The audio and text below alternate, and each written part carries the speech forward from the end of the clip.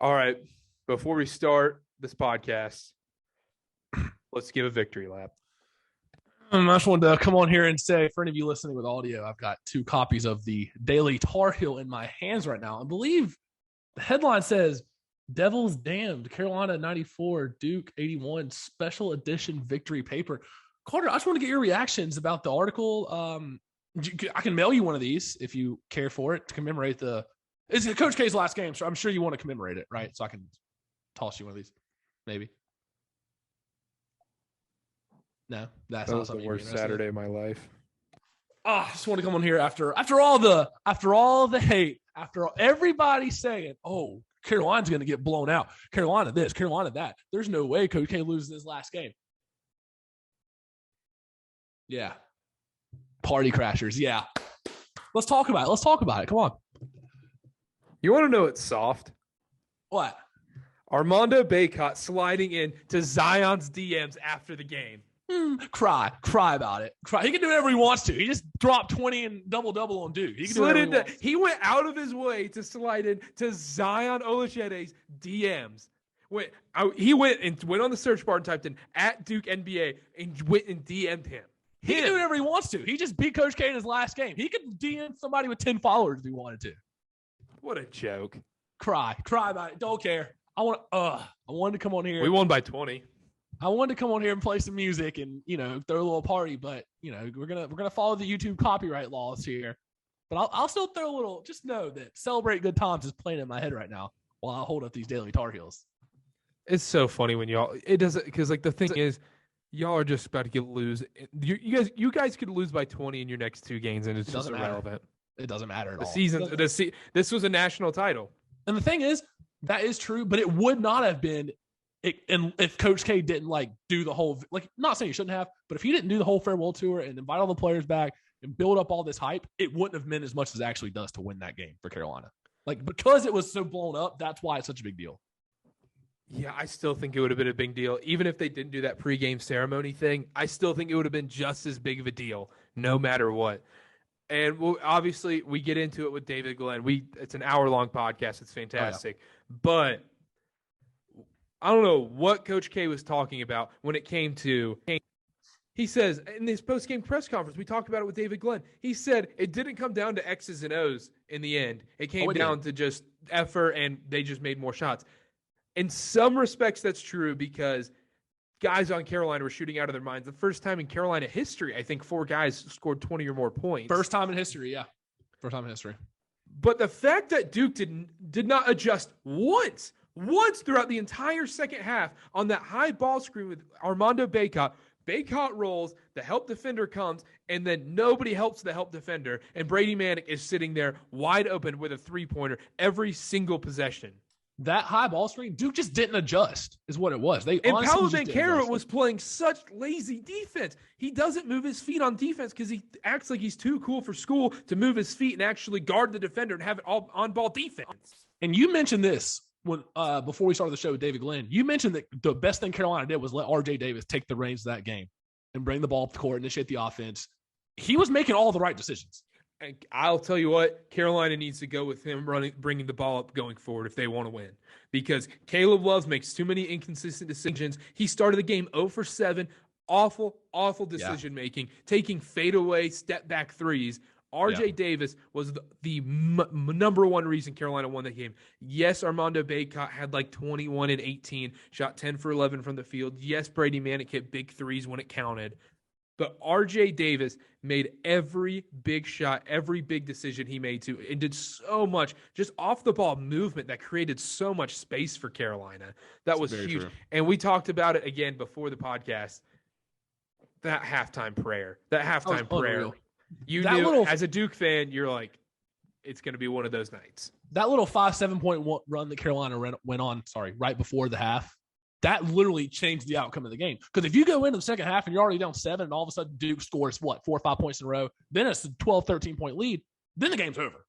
So Carolina going into the half only down by 2 points was absolutely huge. And you might think, how can you say that? There was still half the game left. That shot changed the course of the game. Yeah, it 1,000% did. And Jay Billis even mentioned it on the broadcast as well.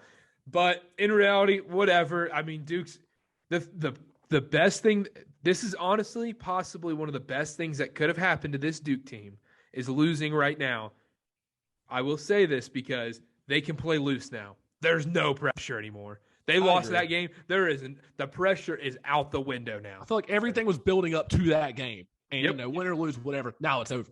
Yeah, I mean, they can play. They can lose in the second round of Brooklyn. It does not matter if they lose Thursday at 12 o'clock. It's irrelevant because they lost that game. They can play as loose as they want now, and that's what this team needs with younger guys. I agree. And I just wanted to, before the ACC tournament starts, before NCAA tournament starts, before Carolina loses again, I just had to have my moment, I just wanted to get it out of the way, get my victory lap in, hold up my newspapers like I wanted to. And wait, this is a nice picture right here. Caleb Love sticking his tongue out, having some words with the Duke student section.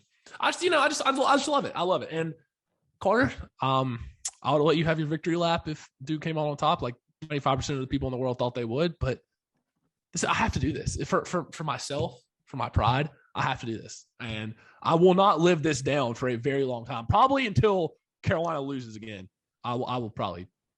I came on. I was civilized. I was nice about it. Duke waxed Carolina in the Dean Dome. I come on. There was no stakes in that game. Awesome. And then this happens.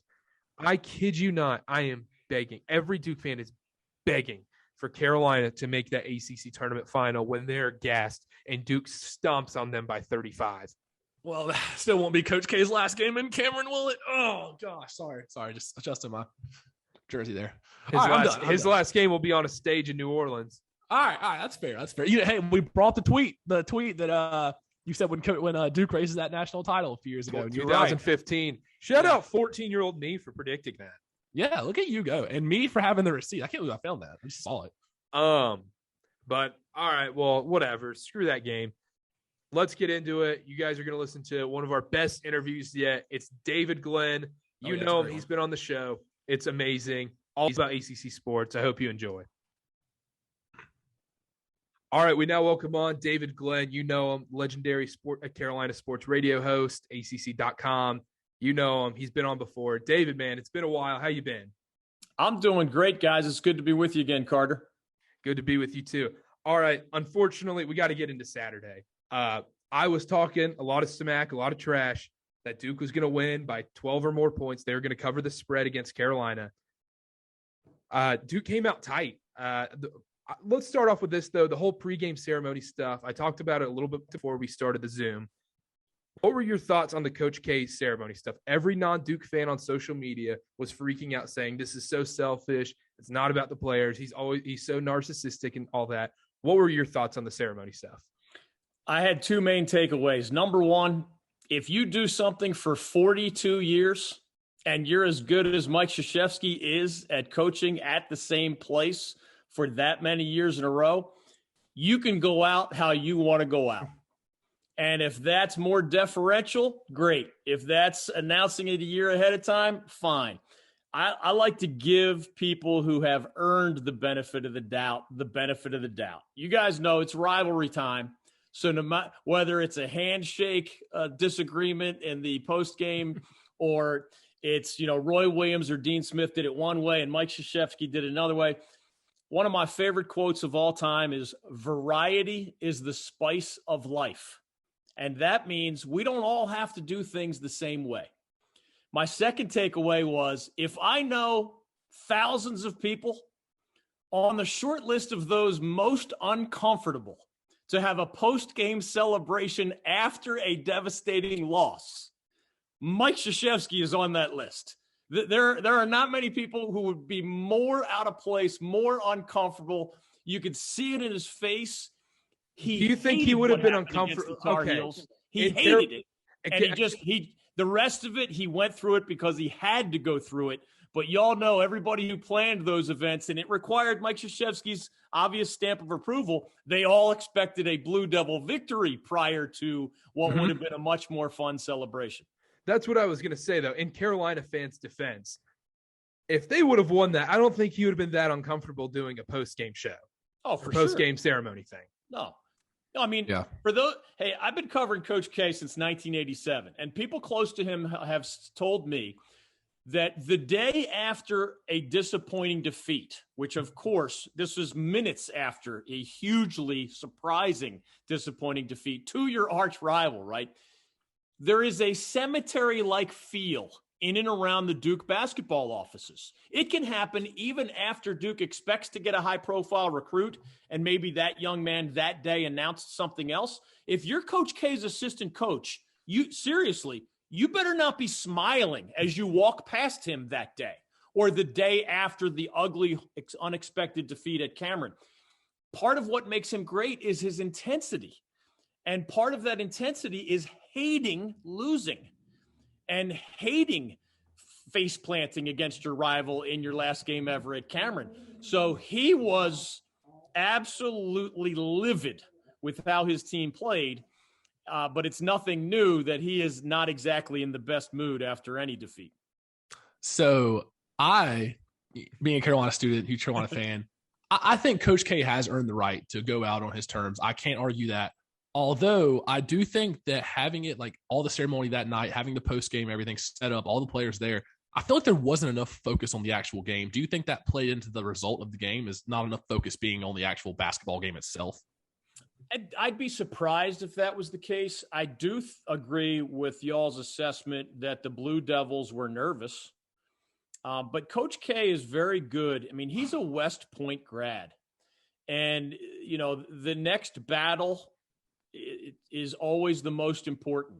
He is really, really good at sort of not looking too far down the road and not glancing too much in the rearview mirror. Although if you're him, you know, that's a pretty nice view given all of his accomplishments. He is as good as any coach I've ever seen in any sport at inspiring his players to stay in the moment. As successful as he's been over 75 years of life, he's pretty good at staying in the moment. So it's a possible theory. I mean, Connor, I'm not telling you that you're wrong. It's part of the dynamic that went into Saturday night. Basketball in the end starts with talent, which Duke has plenty of, but it continues with execution.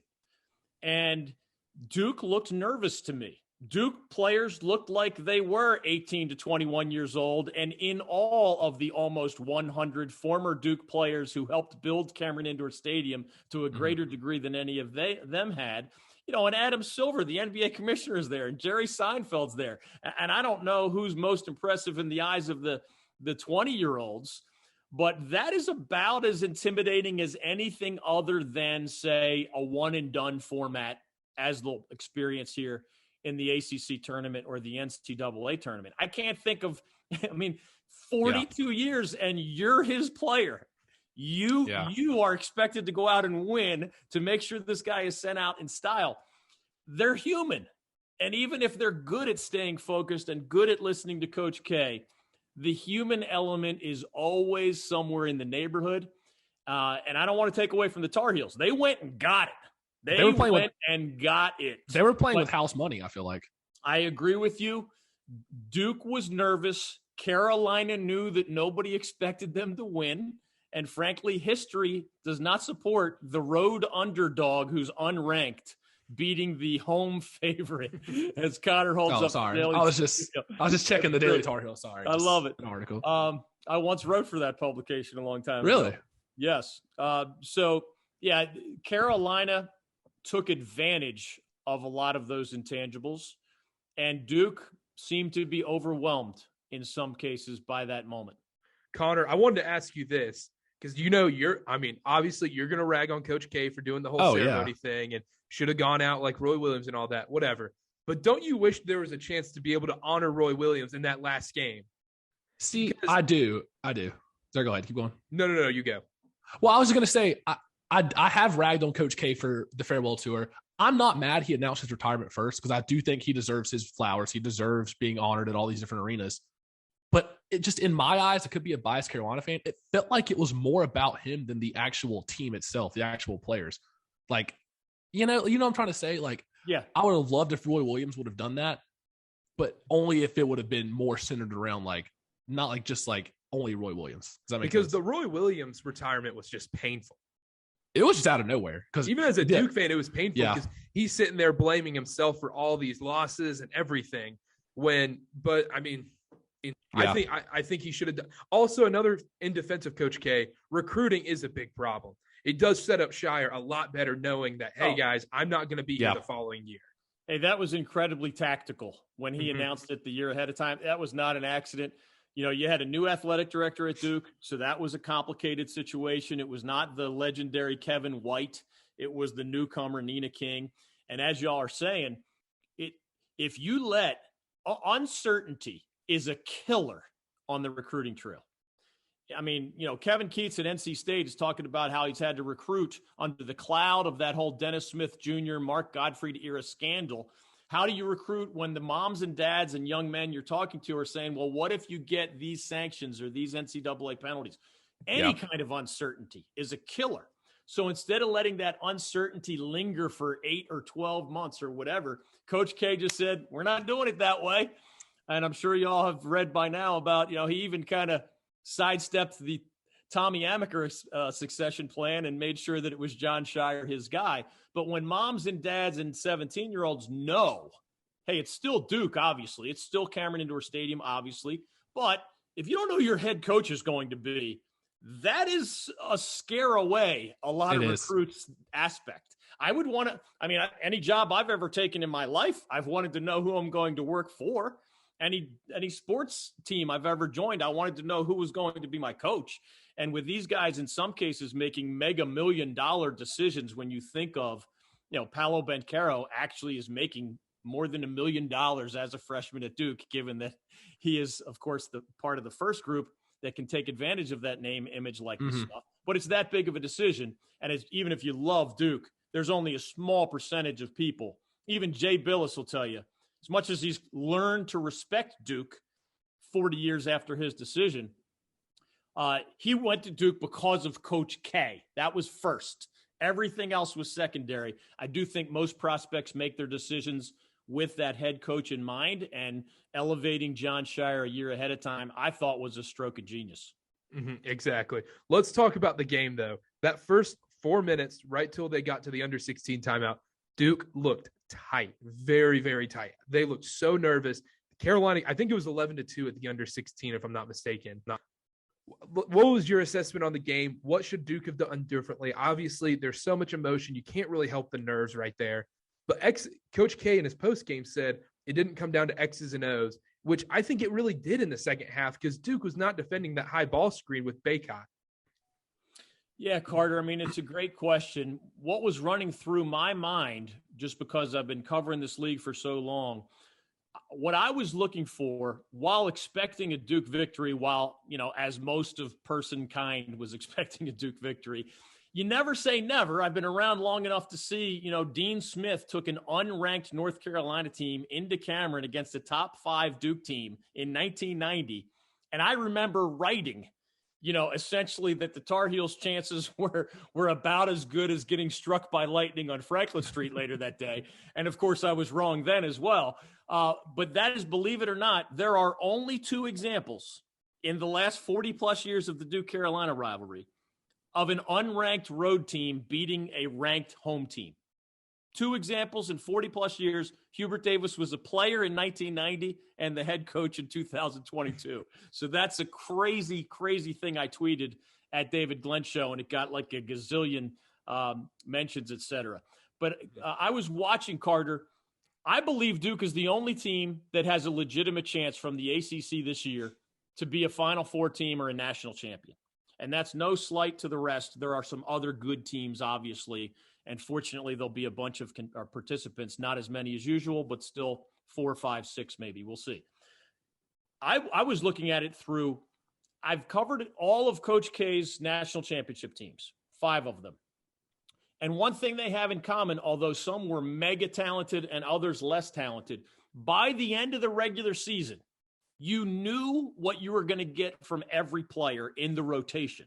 And what I mean by that, I don't mean you knew how many points, rebounds, assists. I mean you knew that guy was going to show up mentally, show up with effort, show up with intensity, know the game plan, have no uncertainty. Am I supposed to take this three-pointer or am I not supposed to take this three-pointer? Am I supposed to initiate offense on this possession or am I supposed to look for player X who's part of the game plan?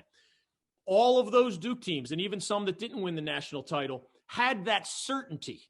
And that certainty, if you have it in 5 or 6 or 7 players, of course, it doesn't guarantee you're going to win that game or the title or anything. But if you don't have that certainty, you have no chance.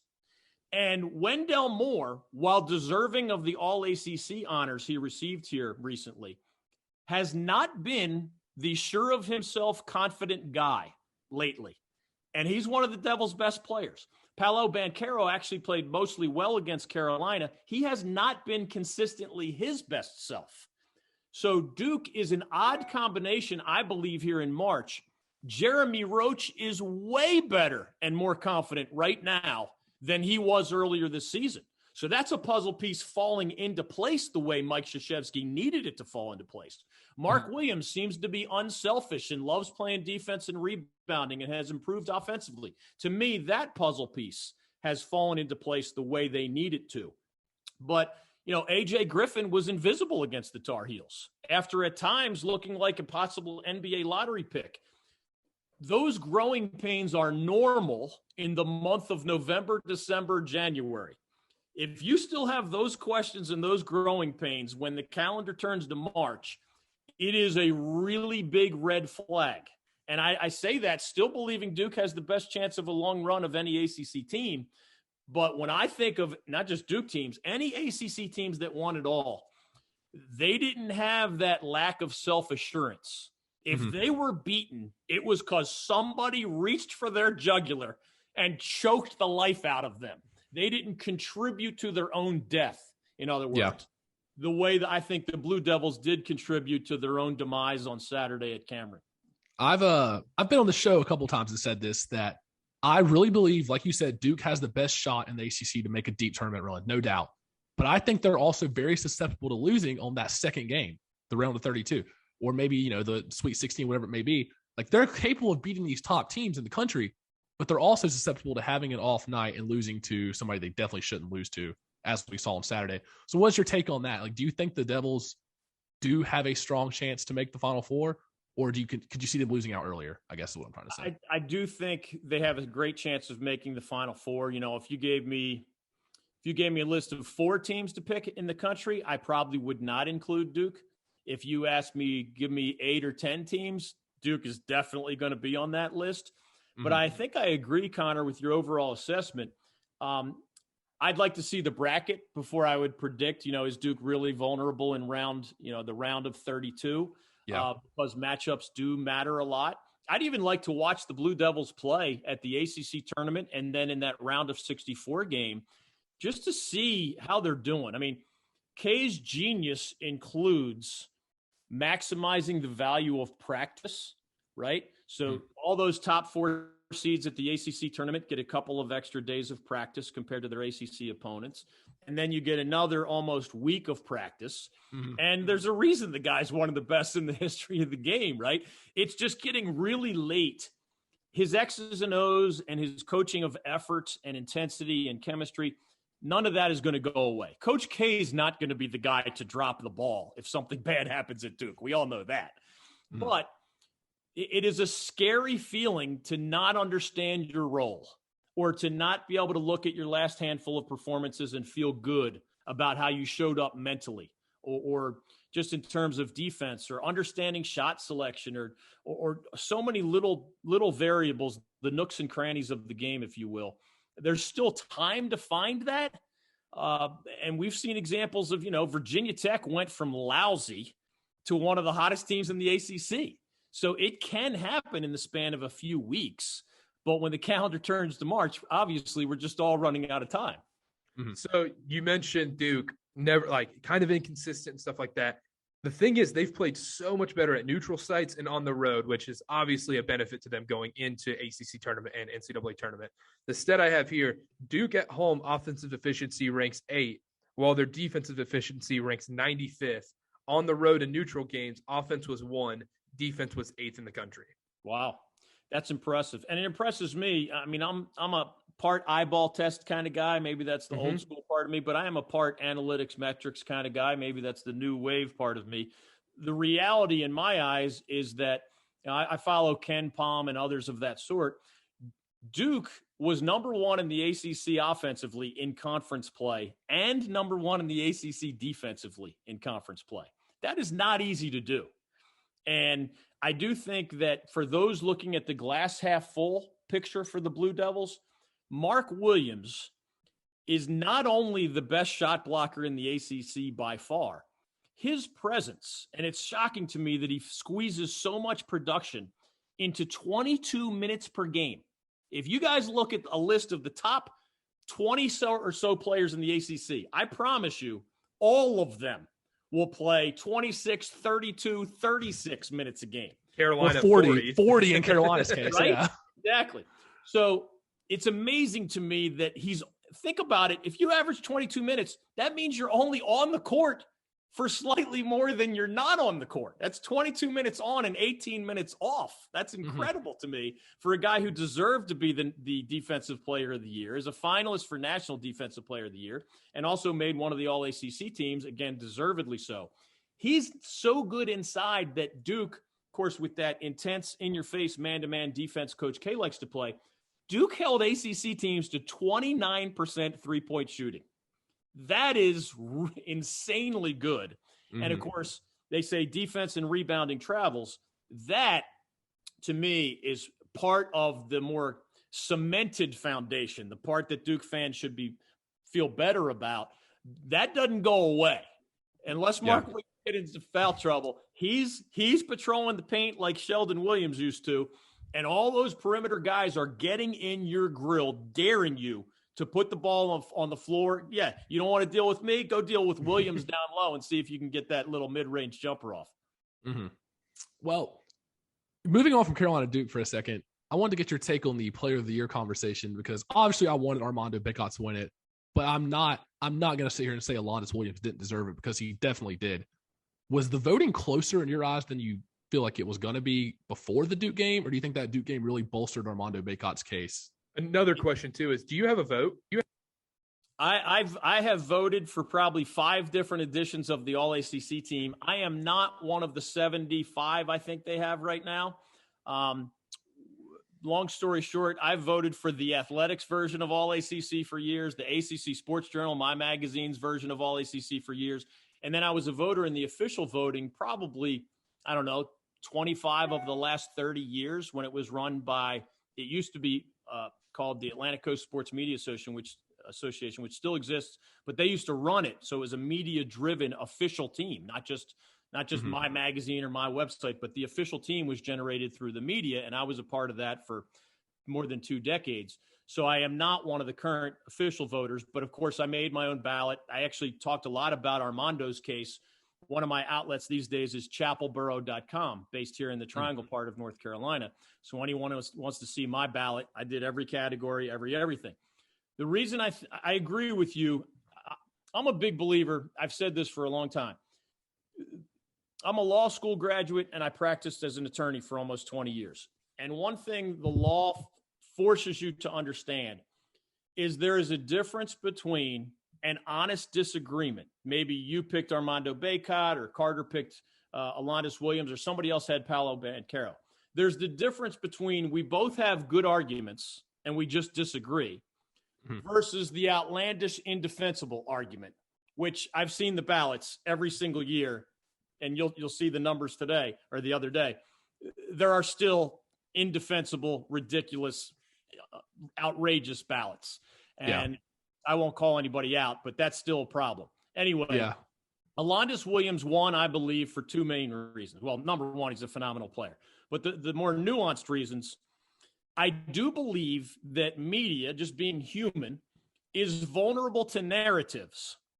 And if you or I watched a random ACC game, and maybe it's garbage time and the announcers are just pontificating because the game has been decided, I bet you hundreds of times in the last month or so, somebody said, Alondes Williams looks like the player of the year. Alondes Williams looks like the player of the year.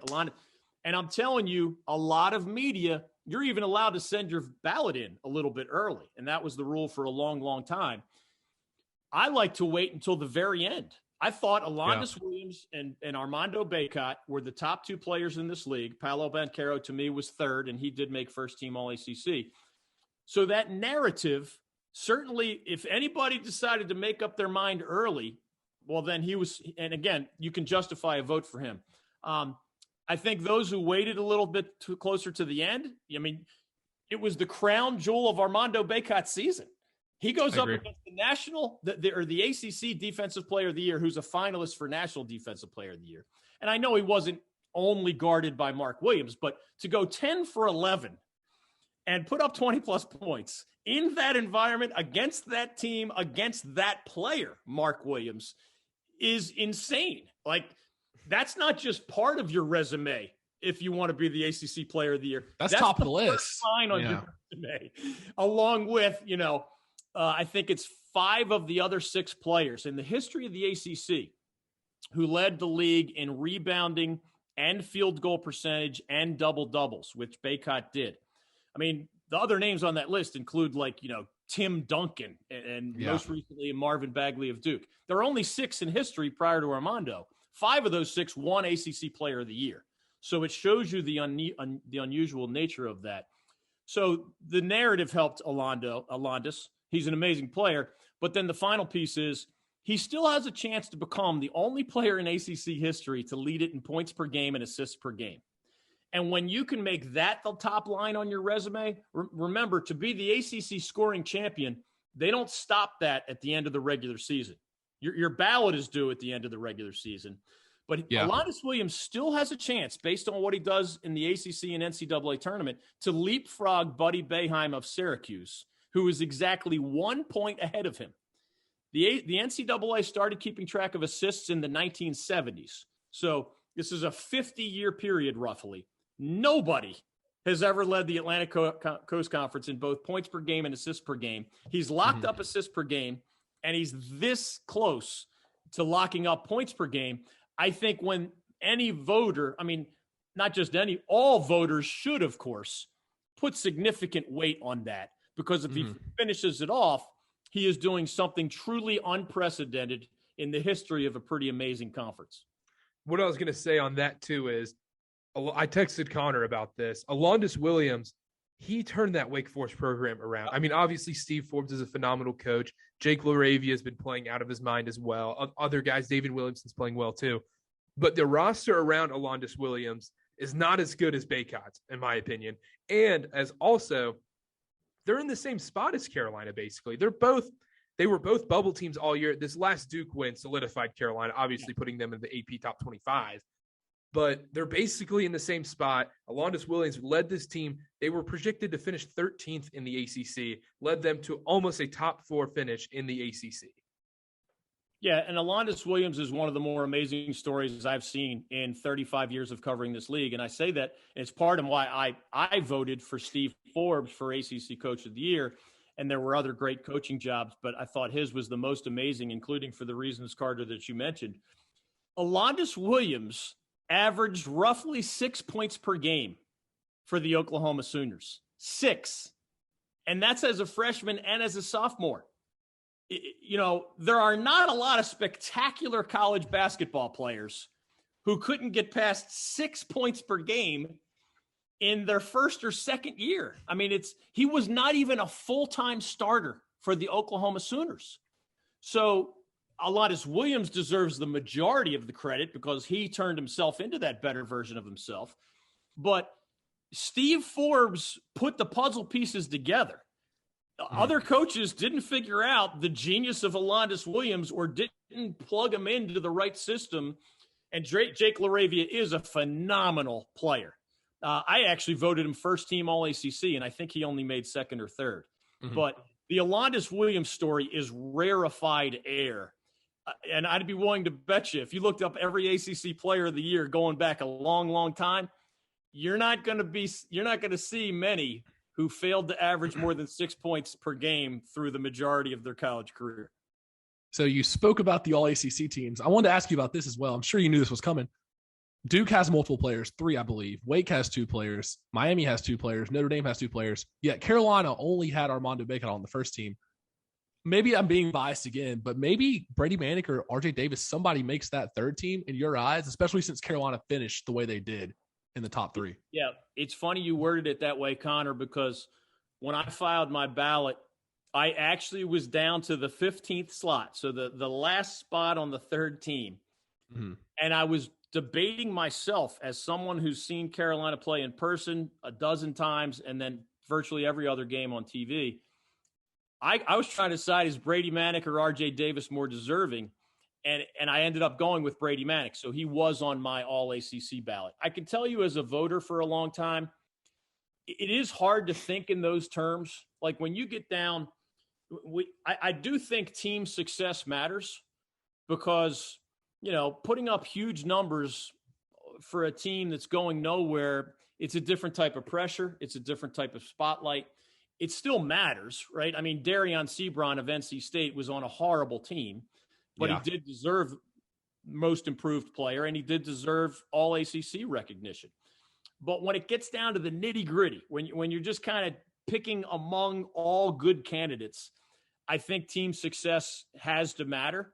And I thought, but I don't go in saying, hey, Duke finished first, so they need to have X number of players, or Notre Dame and Carolina were next, so they have to have Y number of players. It's more of an art than a science that way. But if your bottom line is, should Carolina have had a second guy? My answer was yes. And those were the exact two candidates. To me, Caleb Love is only their fourth best player. I know he's spectacular at times, and he may be a better NBA prospect or pro basketball prospect than some other guys. He's inconsistent. Caleb Love is way too inconsistent and volatile for my taste and for most coaches' tastes. And I thought the bulldog mentality of RJ Davis helped save this season, and Brady Manick's three-point shooting ability at one end and just willingness to battle while not a very good defensive player, just sticking his face in the fan and maximizing what he had to give physically, often outmatched, sometimes has to play center defensively, which is not really in his basketball DNA.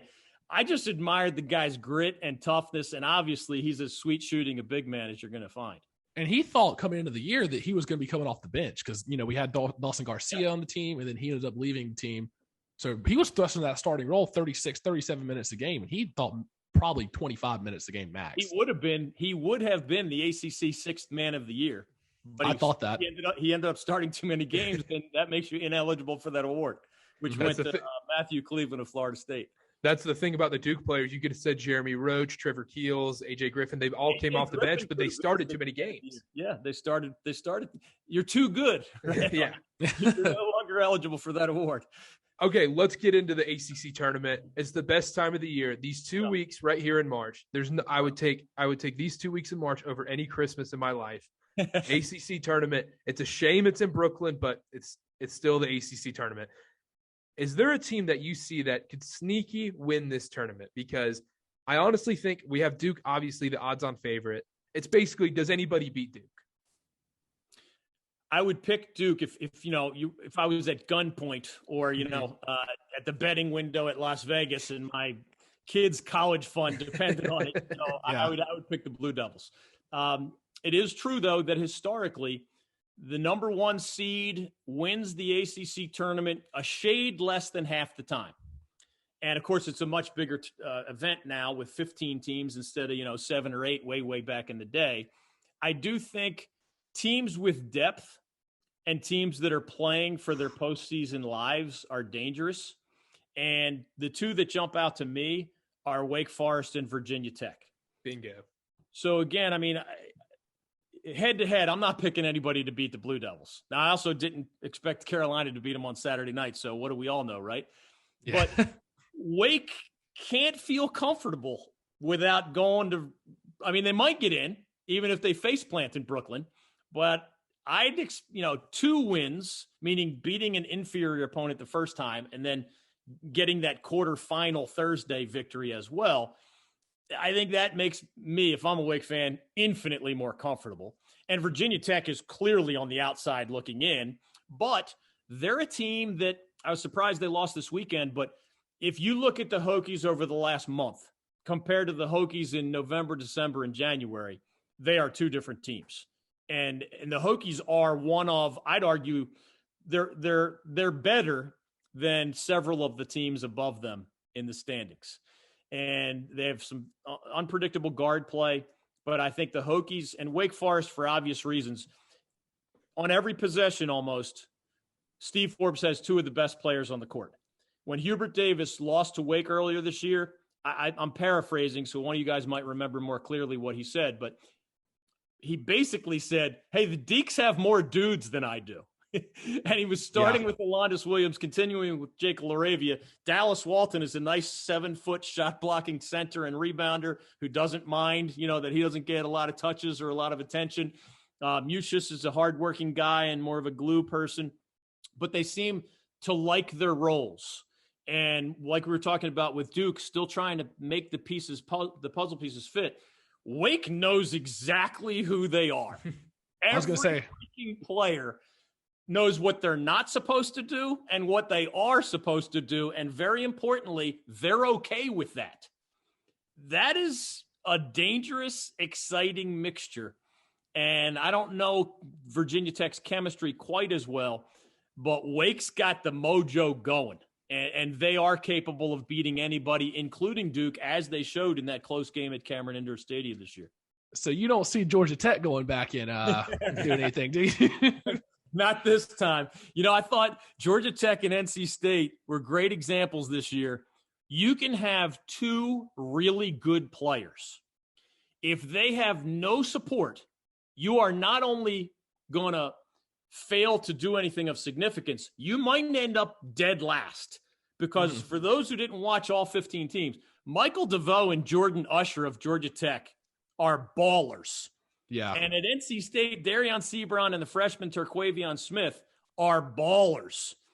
But I don't think either Josh Pastner or Kevin Keats, and I'm not exaggerating when I say this, I don't think they could find 5 guys that they really were excited about sending out for the opening jump ball. And I don't care how good your best players are. Yeah. You don't find 5 that you feel good about. It's okay if 2 or 3 are role players, as long as they're good at those roles. The Jackets and the Pack, man, their best players were pretty darn good. And they're at or near the bottom of the ACC standings right now. Are you shocked that Kevin Keats is getting another year? Because we were beyond shocked. Because I understand Manny Bates got hurt. It was kind of a rough season. Like, no matter what, it kind of was dealt a bad hand. But there's no hope, it feels. Do you think and also on top of that, do you think Manny Bates would have made that big of a difference? Well, I forget, what did Kevin Keats say, that they might have been top 30 team? Oh, no. No way. I like Coach Keats a lot, but he was off his rocker with that one. Here's what's going on. And I've written a lot about money matters, in my career covering college sports. This debate happens every time there is an expensive buyout, where you guys probably know all these dynamics, but basically this Wolfpack owes Kevin Keats more than $4 million if it fires him right now. I don't know that exact number, but it's more than $4 million. NC State as a university is not wealthy compared to most. NC State as an athletic department is not wealthy compared to most. And then if you fire your current staff, remember, you got to come up with several million a year for the replacement and his staff. So that's an expensive proposition for a university that is not rolling in money. Assuming that Kevin Keats actually does get another year, which is, I guess, a safe assumption now. The other thing in play is, I believe his pitch that he was recruiting under that black cloud we were talking about earlier, and that prevented him from having a more realistic shot at better recruits and better teams. And it wasn't his fault the Wolfpack was under investigation. That was the Mark Gottfried era, the whole Dennis Smith Jr. stuff. So I think his argument there won the day.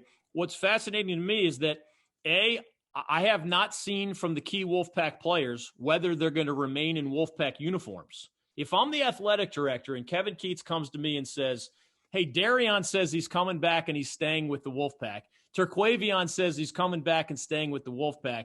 Manny, instead of turning pro, is going to show everybody that he's healthy with one more year in a Wolfpack uniform. Jericole Helms has another year of eligibility, right there. And maybe they all want to play for Coach Keats because that's the guy who recruited them. Yeah. If I'm the AD and all 4 of those guys are up for another year, I'm listening. if I'm the AD and we have a transfer portal now, right? And immediate eligibility. If Terquavion Smith thinks he can have more fun or more wins or whatever at a different school, he can put his name in the transfer portal today. If none of those guys were coming back, I don't know how you paint anything other than it's time for a change picture. Because somebody in that same room debating things is saying, hey, guys, I know we're saving $5 million or whatever the number is if we don't fire Kevin Keatts, but how many millions are we losing, to steal your word, Carter, if we go into next year with no hope? And anybody that Kevin Keatts wants to add to his coaching staff knows that he's on the hot seat. Anybody Kevin Keatts wants to recruit knows he's on the hot seat. Yep. Sponsors know that next season is not necessarily an exciting one for the Wolfpack. What if season ticket holders don't renew? What if advertisers and sponsors don't renew? You could lose $5 million that way while you're saving the $5 million in buyout money.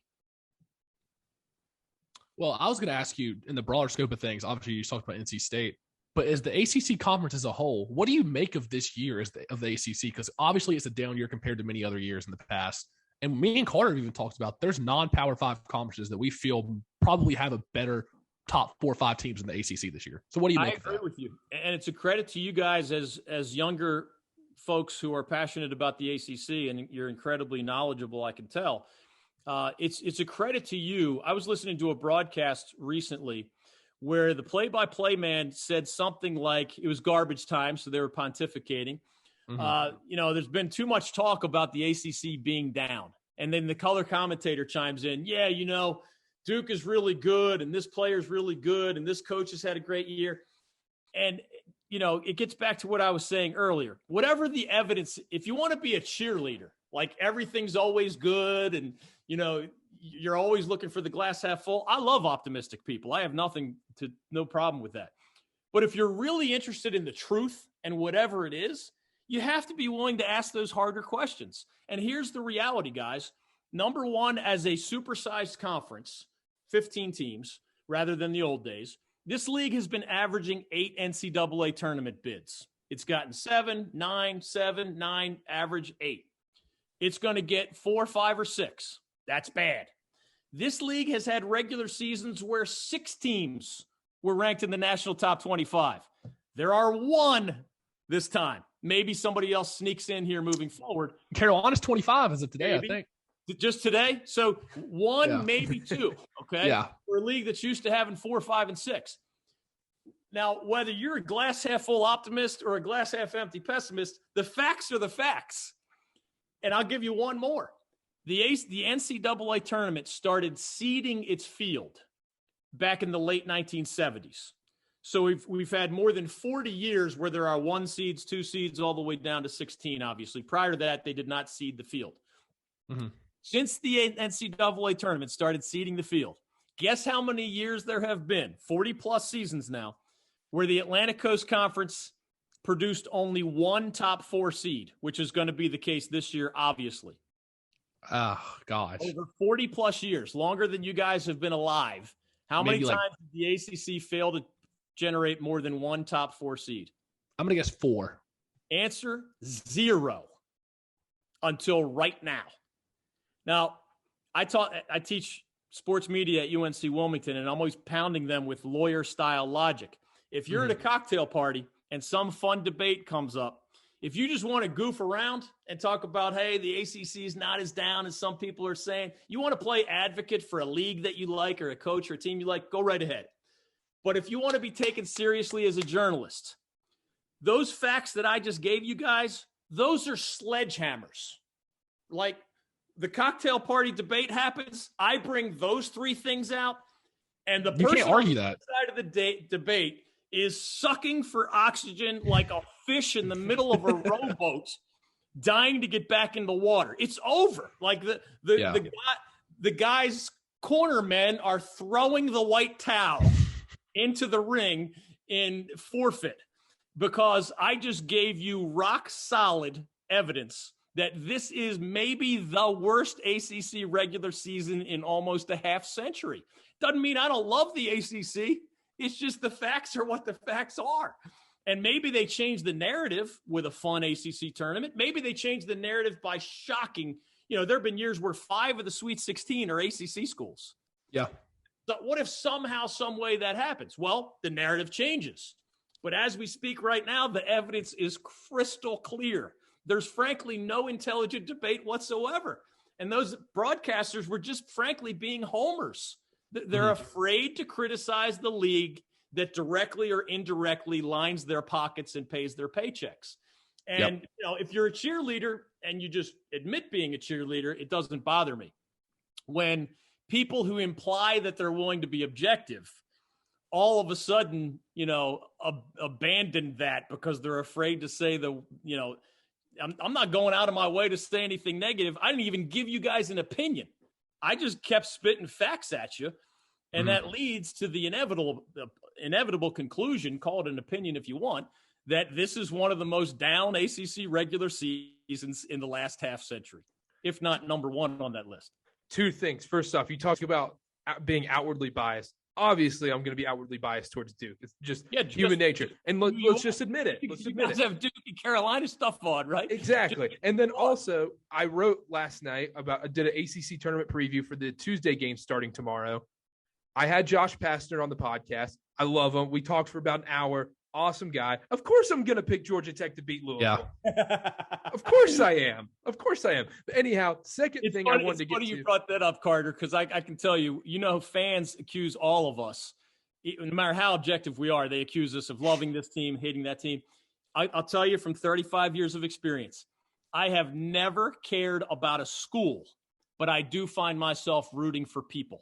Exactly. And you're just not human if you don't. Like I've told, there are some schools in this league that have truly paranoid fan bases. And I'm not talking about either of your schools. Truly paranoid. You'll see me screaming at the TV, yelling at Jay Billis because he's biased. Lunatic, QAnon-style nut jobs. There are a couple fan bases of that sort. And I've told Raleigh. I've told them many times. I might have liked the basketball coach at your school for a long time, and then the coach changed, and I didn't really like that guy, but then it changed again, and I did like that guy. Of course, I'm rooting for good people, good things to happen to good people. And there's only a very small percentage of people I have not liked over 35 years, but I'm not exactly crying myself to sleep when something bad happens to one of those bad people. So that's if that's a bias, I'm willing to admit to that. But I have taken extremely seriously my objectivity over 35 years, and I just don't know any other way. Although if I were the play-by-play guy for the Blue Devils or the Tar Heels or whatever, of course your job description changes. Even a podcast host, your job description changes. Just I roll my eyes at those who label themselves as something different than what their words and actions actually show them to be.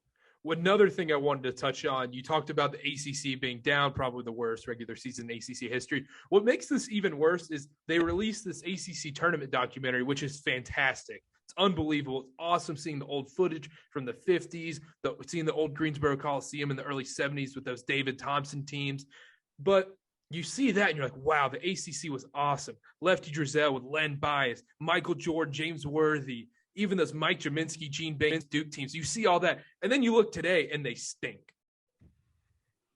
It's crazy. I'll tell you this, because I write a lot about money, I've heard it raised, has the ACC, which for most of my time covering it has been the wealthiest conference in America. So if I go back to the late 80s, all the articles I wrote through the 90s, even the early 2000s, the Atlantic Coast Conference, when they would cut that check, of shared revenue, NCAA tournament revenue, TV revenue, bowl revenue, the stuff that you share, that check was larger per school than any of the checks for decades sent out by Big Ten, SEC, Pac-12, Big 12.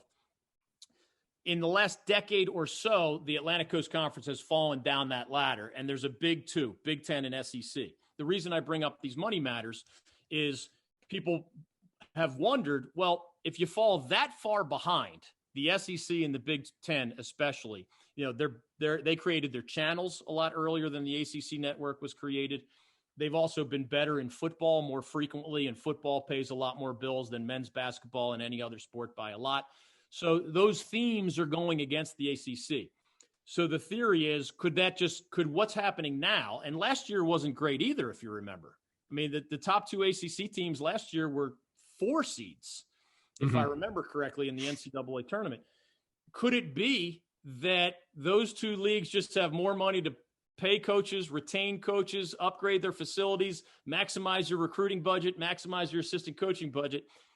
I don't claim to know the answer to that in the long run. I do point out that the Big 12 has just as many financial problems as the ACC does, and yet they're one of the best conferences in America. The other thing to point out, of course, is one league and only one league has won 6 of the last 12 NCAA titles in men's basketball. So there's 30-some conferences trying really hard. One conference, the Atlantic Coast Conference, current members, 6 of the last 12 were won by current ACC members. That does count Louisville winning one right before the Cardinals joined the ACC. But still, 6 out of 12, man. That's 50% for the rest of the world and 50% for the little old ACC.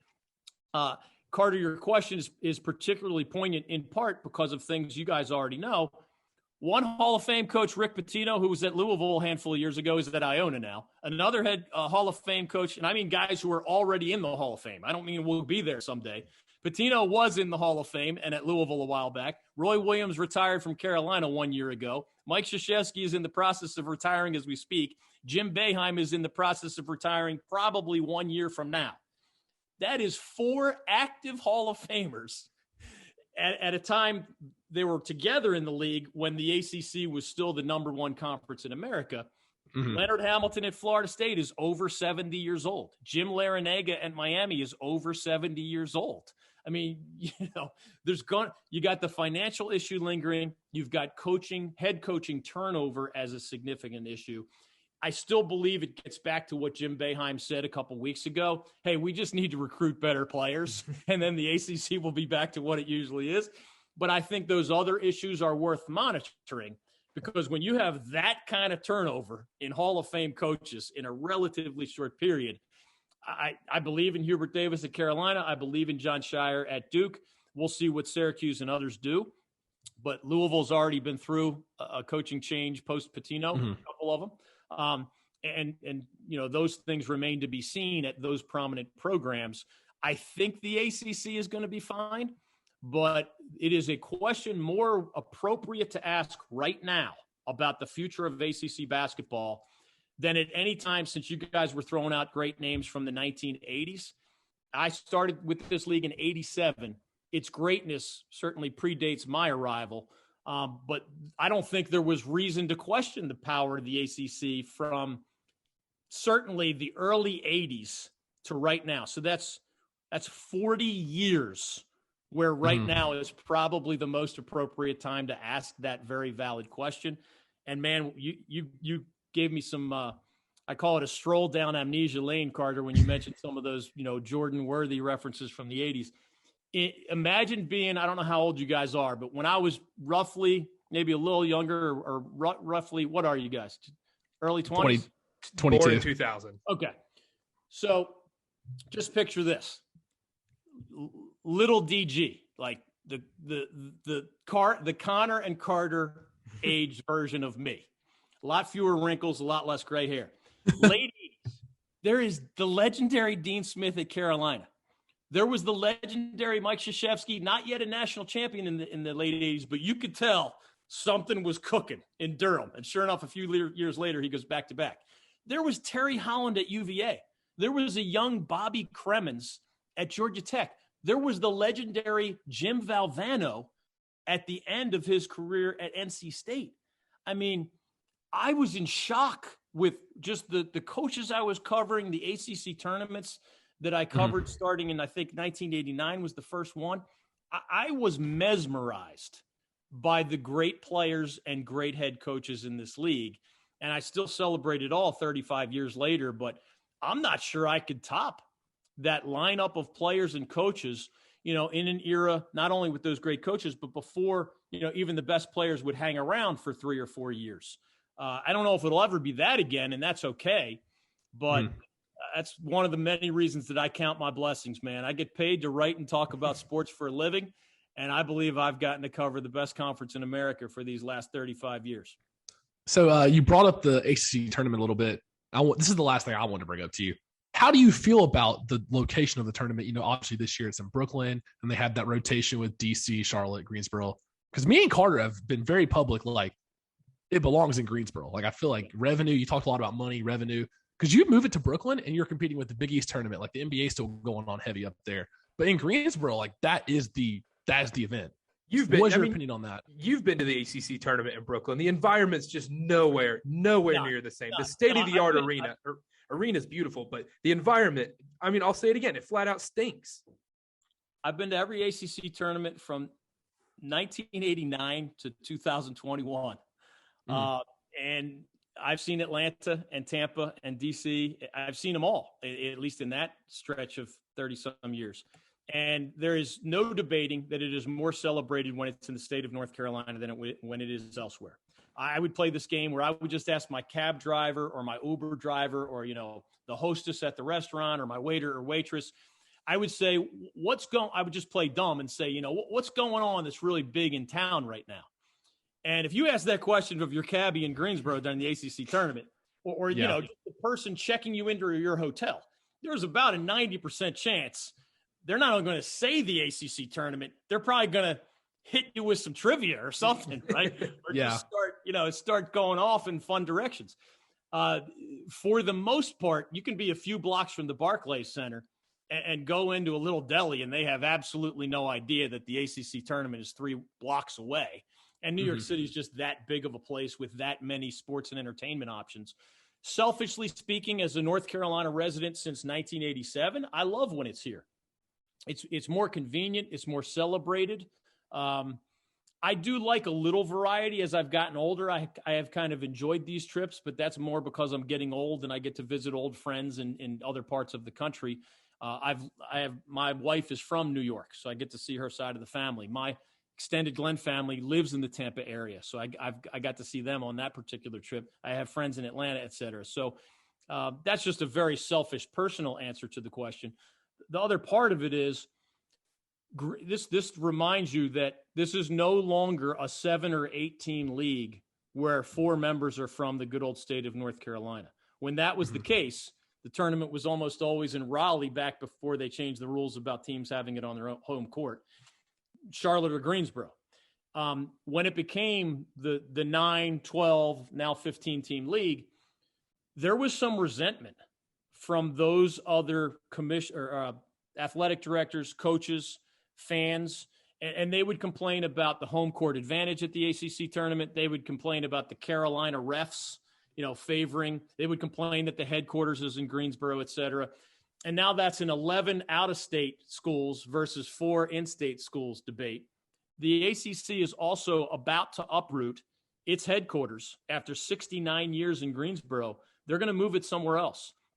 And I think it's a changing of the guard, if you will, where for financial reasons, they believe that, having it in a market that is not huge and does not have a lot of enormous corporate citizens, the way you would find in Charlotte or Atlanta or the Triangle or some other places. So I think the rotation is going to continue to pacify those out-of-state schools, to add a little variety. And that headquarters is moving because the ACC knows that it's playing catch-up financially these days. And if they can get some tax breaks from a city that's willing to be the new host of the ACC headquarters, along with more corporate citizens maybe that are located in those cities, they're going to do it. And it's just another reflection of changing of the guard from what used to be just a Tobacco Road conference that almost everybody considered, revolved around the state of North Carolina. Into something that is much more just universal than it used to be, and you can't not listen to those 11 schools and those 11 fan bases. That's another thing too that's interesting. You mentioned the tax breaks. It's interesting that Greensboro isn't going well out of their way to give them a tax break and try and do this, but that's a whole nother story. I want to close on this. Back to the ACC tournament. We'll talk about Carolina. Carolina has to win 3 games in 3 days to win the tournament. But we saw in the Duke game, they played multiple guys, 40 minutes. Only 2 guys sat in that game. That's just not going to win the ACC tournament. There's no way. I agree with you. That formula can work for a night, and it did. Yep. And I'll tell you what, Hubert Davis broke the mold at Carolina. I mean, I've been through Dean Smith, Bill Guthridge, Matt Doherty, Roy Williams, and Hubert Davis. And there is no example of any of those predecessors of Hubert Davis, not that I know of, doing what he did Saturday night in Durham. And you guys know he's been willing to change the nature of the 4 spot in the Carolina existence. Now he likes the stretch 4, right? The Brady Manic big man shooter. We needed that. I'll give him a lot of credit. It takes guts to take over at a blue blood program that's a 6-time NCAA champion and say, I'm going to keep most of this. And he always goes out of his way to praise his coach, Dean Smith, the guy he worked next to, of course, Roy Williams, and deservedly so. I mean, like, if it ain't broke, don't fix it. You'd be crazy to reinvent the wheel of Carolina basketball. Mm-hmm. But he has not been afraid to be his own man. And that worked against Duke. I think it worked. He played a much shorter bench all season long than either Dean Smith or Roy Williams would. And to be honest, guys, what if he had played a longer bench the way his predecessors did? And what if the Heels lost a couple more games? Instead of being on the right side of the bubble right now, they might be really on the wrong side of the bubble. I think Hubert's calculations paid off. And that's as big a tip of the cap as you can give to any coach. So I kind of hijacked that question, Carter. It is a fair question about Carolina and Brooklyn. My money would not be on the Tar Heels for exactly those reasons. I'm intrigued by what Puff Johnson can do or Dontrez Style can do or others. It is Dean Smith used to say, the reason I play these lower bench guys in the first half is that he would say this, I think it's unfair to throw them into a second half situation if I did not let them break a sweat out there on the court in the first half. There's a little bit of that logic here. It is almost unfair to ask those guys that have barely played to all of a sudden be the best version of themselves for 3 days or however long the Heels hang around in Brooklyn. It's possible, and that's why we never say never. Saturday night was a reminder of that. But I don't like the way the ACC tournament sets up for the Tar Heels this year, and that's no slap to what has been a really good story overall. I agree 100% with all that. Anything else, Connor? No, I think that was about it. The last thing I wanted to ask you right before we close off is, well, you kind of mentioned this earlier. If you had to give one pick right now for the ACC tournament, like who's going to be in the championship game? Because you said Duke's going to win it. Who do you think is going to be in the ACC tournament final? If I'd ask you right now. Trying to picture the bracket in my head right now because there was some shuffling late. So Miami ended up the 4 seed. How about? Because I don't see like a Notre Dame. I'll go Duke Wake. Duke Wake in the ACC title game. Is that possible? I think Duke and Wake would play. Wake's 5. So one would end up playing the 4-5 winner in the title game. In the semis. No, I'm sorry. No, you're right. Yeah. So you got like Carolina, Notre Dame. You don't have the bracket in front of you. You're right.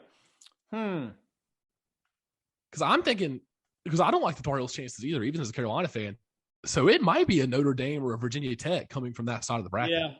I don't know I think Notre Dame has some of the same depth problems that the Heels have. Mm-hmm. Yeah. Duke VT is not a bad bet. Hey, why not? Let's go. I'll go Duke, Virginia Tech. I seriously, I mentioned it when we started talking. The Hokies finally have become what they were capable of all season. And that's not a slap at Mike Young. He was the ACC Coach of the Year last year, and deservedly so. For whatever reason, a guy who's really good at pushing the right buttons did not find the right buttons until very late in the season. But they have a few examples of guys that started playing a lot more late. Like Darius Maddox is one of the best sixth men in the ACC. Their freshman point guard, Sean Padula, went from playing very little. He's a feisty, confident guy. I'm talking about 2 guys off the bench to go with Keve Aluma and Justin Mutz and Naheem Aline and Hunter Couture and Storm Murphy, their starting lineup, they definitely have the depth to do it at Virginia Tech. They're definitely playing for their NCAA lives at Virginia Tech. Mm-hmm. That would be a hell of an ACC tournament, man. If may the best team win, but Duke Virginia Tech would check all the boxes in terms of just drama and unpredictability, and I'll call it the fun factor. Awesome. Well, hey, David, thanks for coming on. Always welcome on. One of our favorite guests to have. Thank you again. Make sure to follow on Twitter at David Glenn Show. And thanks again, man. All right, guys. I'll tell you what, I do a lot of shows, so I want to give you both a compliment. To me, the best test of any podcast host or sports radio host or anyone in your genre is how well did you prepare and how good were your questions? And I'm not your professor, sadly, the way I can give my students at UNC Wilmington bad grades if they fall below expectation. But in all sincerity, I respect the job that you guys are doing, whether it's with me or anybody else, because you guys, I know it's having fun talking about sports, but there are people who do it in an, excuse the expression, half-ass way and an unprofessional way. And there are people who do it with preparation and attention to detail and great questions that maximize the conversation.